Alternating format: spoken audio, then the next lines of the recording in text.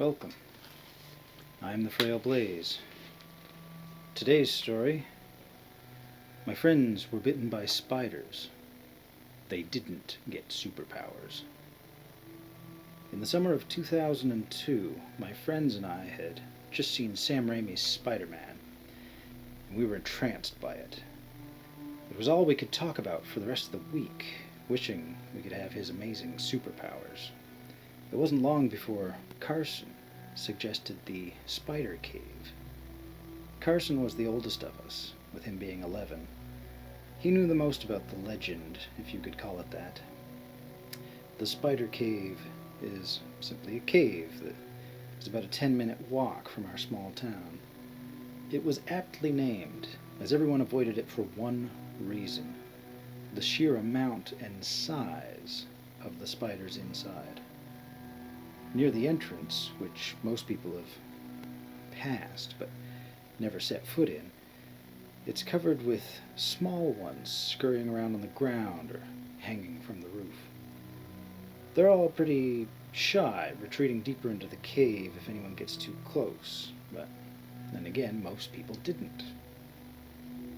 Chuck told us that his uncle, Rick, went into the cave when he was our age with a couple of friends.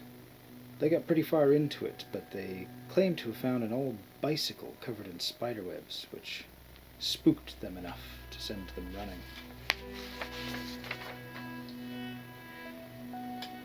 So with all of this stigma around the cave, none of us wanted to follow Carson inside. Excluding myself, none of us were afraid of spiders, but we were either told by our parents to avoid the cave, or just aware that we wouldn't find any radioactive spiders in there. We all went home, but Carson was determined to get his superpowers. And after being sick for 2 days, he showed up on the last day of school, and it looked like he had gotten them. Quickly, he showed us his right hand, and the big, ugly spider bite on top of it. We were all disgusted by it. But he changed our tune when he flipped his hand over. You know that scene in the movie where it zooms in on Peter's hand and you can see the barbs sticking out of it they use for wall crawling? Carson had those barbs all over the palm of his hand and his fingertips. His arm also looked larger, a far cry from Peter Parker getting buff overnight, but it was enough to convince us to go in the cave and get spider powers of our own. After school, Carson led us deep into the cave, and I was trembling all the while. I was the oldest, besides Carson, but I was deathly afraid of spiders. The only thing that kept me going was the fear of humiliation and my desire to maybe get those superpowers. Still, I had to stare at the floor. I couldn't handle looking up at the countless spiders dangling from the ceiling. Eventually, we were led into the open area of the cave, with a beam of sunlight shining down from a hole far above. I remember Carson saying something about this being the spot, and then we saw them. In the corner, there was a dozen or so spiders, except these were big, really big, with gleaming white fangs and hungry eyes. Carson said they were the ones to give him the superpowers, though. So Chuck and Tyler tentatively stepped forward. Then 2 of the spiders, each about the size of one of our hands, crawled forward. Carson was giving instructions to Chuck and Tyler, but I didn't hear them. I was sweating like a pig, and my breathing was growing rapid. Then Chuck extended his right hand, and a spider crawled onto it. The spider on Chuck's hand bit into it and stayed there with its fangs pulsating for what must have been 10 seconds, until the fangs had turned from white to black. Then it scurried back into the corner. Tyler asked if it hurt, and after Chuck, now grinning like an idiot, told him that he felt nothing, Tyler extended his hand, and the second spider repeated the process. A third spider had begun to make its way towards me, and it was at that moment I got sick. And as my friends went to ask if I was all right, I bolted out of that cave. I sat outside the cave entrance for a while, until my friends stepped outside. Carson began trying to convince me to go back in, saying something about how lame it would be if I was the only one without powers. And that's when I noticed something strange. The barbs on the palm of his hand were now on both sides of his hands. But not just there.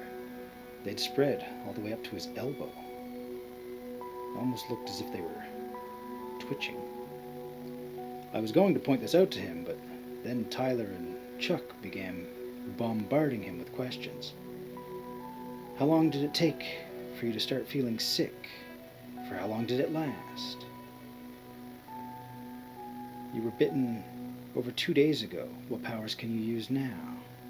Chuck pointed out that Carson had spider webs dangling from his wrist, but after a minute of Carson waving his arm, the web just fell to the ground, causing them to shrug and pass it off.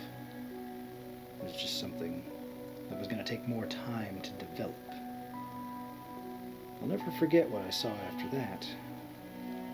Carson muttered, "My arm feels kinda heavy." "That's because you have super strength, I think. Now, show us some wall crawling," Chuck replied eagerly.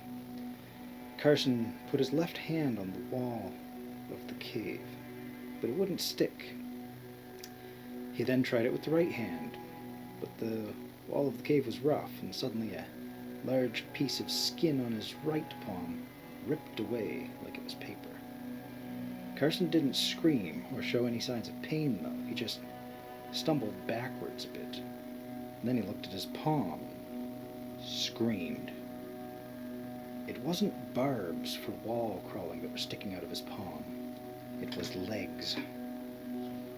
It looked like the spiders had eaten most of the meat off of his bones to make room for their webs, eggs, and the spiders themselves. The spiders immediately began to swarm out of the hole in his hand, while he shrieked and waved it in the air. As soon as the spiders touched the ground, they scurried into the cave. Carson's entire right arm looked deflated. And as Chuck and Tyler realized what awaited them, they began to panic too. We all ran home, and my friends were promptly taken to the doctor soon after. Carson was hospitalized, of course, and after Chuck's parents saw what happened to him, they made the call that their son's arm had to be amputated. And allegedly, as the arm was severed, there was very little blood, but a horde of spiders that scurried out the window. And wouldn't you know it, they all went in the direction of that cave. Tyler's parents were going to have the same done to him, but it was then discovered that Tyler had as many as 5 more bites. 2 of them on his left leg, 3 on his right. His parents became indecisive. By the end of the week, he had barbs that had spread to most parts of his body. He didn't make it. Nothing really was done about the cave. People said there was no point in blocking it because it had more entrances than people could count. And nobody wanted to go near it in the first place. The older generations wouldn't touch it with a 10-foot pole, and everyone our age knew not to go in there after what happened to my friends.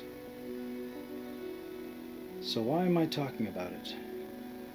I decided to visit my hometown this week and decided to pass by this spider cave. Near the largest entrance, I saw one of those big spiders, looking like it had been stomped repetitively. Its fangs were black. I heard a new Spider-Man movie came out recently.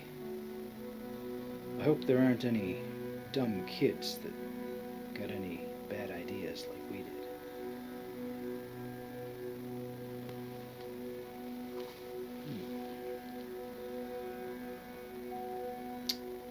horrific fate. Not much could be done about it. Let me know what you think in the comments below, or if you have any other stories you would like me to read. I do hope that you join me for more Frail Blaze Tales.